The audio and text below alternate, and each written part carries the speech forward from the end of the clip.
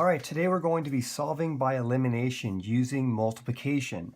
Now, last time we worked on solving systems of equations, we saw that we could add or subtract the two equations, and we could eliminate either the x or the y term so that we could solve for the other variable, all right, or at least just solve for one variable. Now, today we're going to see that that is not always the case. We can't always just add or subtract the systems and eliminate one of the terms. So, for example, this equation right here, or this system, as is, if I either try to add or subtract the x or y terms, nothing's eliminated. So, for example, 3x plus 2x, well, that's 5x. 2y plus y, that's 3y. Okay, nothing's eliminated there. Let's see if I subtract this system. 3x minus 2x, that's x. 2y minus y, that's y. Again, nothing eliminated out.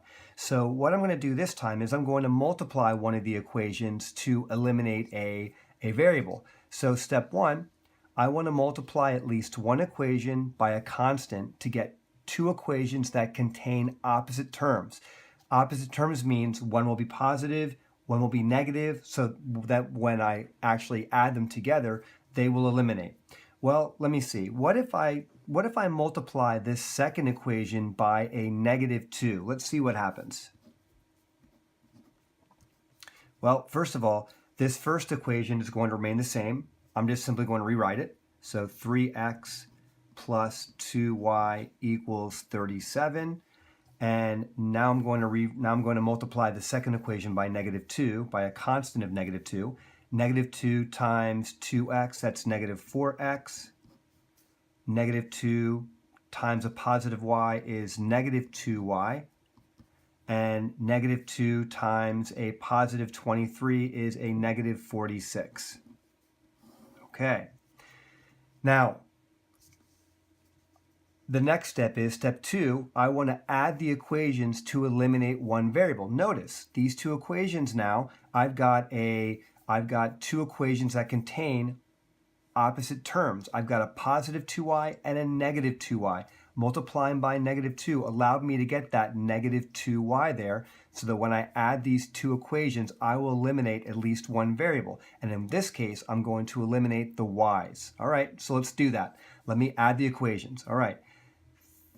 3x plus a -4x, I get a -x. 2y plus a -2y is 0. And 37 plus a -46, that's -9. Right. Let me simplify this up, or let me simplify this a little bit. I end up with -x equals -9. Of course, I don't want a -x. I want just simply x equals. So I'm going to multiply everything by a -1 so that I can switch these signs. Let's see. -1 times -x is x. And -1 times -9 is 9. So I have x equals 9. All right, so I solved for my x. For step 3, I want to substitute the value in from step 2 into one of the equations, doesn't matter which one, and I want to solve for the other variable. I want to write the solution as an ordered pair. Okay, very important. We want to write our solution as an ordered pair. All right, so which equation looks friendly? I think I like this second equation right here. So I'm going to use this second equation, and I'm going to substitute my x value in. All right, let's see. I'll rewrite it. First of all, the original equation is 2x plus y equals 23. Substitute in my x equals 9. Let's see, 2 times 9 plus y equals 23. Okay, so 2 times 9, simplify that, that's 18 plus y equals 23. Let me subtract 18 from both sides. And I end up with y equals 5. Okay. So I need to, of course, write this solution as an ordered pair. I have my x equals 9. I have my y equals 5. So my solution would be, x always goes first, 9, 5. Now, I'm not quite finished yet. I want to plug this back in to one of the equations just to make sure that both sides of my equal sign would be equal. All right, well, why don't I use that second equation first. So why don't I go ahead and plug this why don't I plug this point into the first equation? Let me rewrite this. Let's see, 3x plus 2y equals 37. All right, if I do that, 9 goes in for my x, 5 goes in for my y. Let me rewrite that. 3 times 9 plus 2 times 5.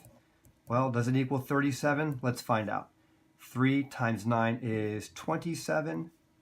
2 times 5 is a positive 10. Well, that makes sense. 27 and 10 more equals 37. So 37 does in fact equal 37. Therefore, our solution is this ordered pair. And we're done.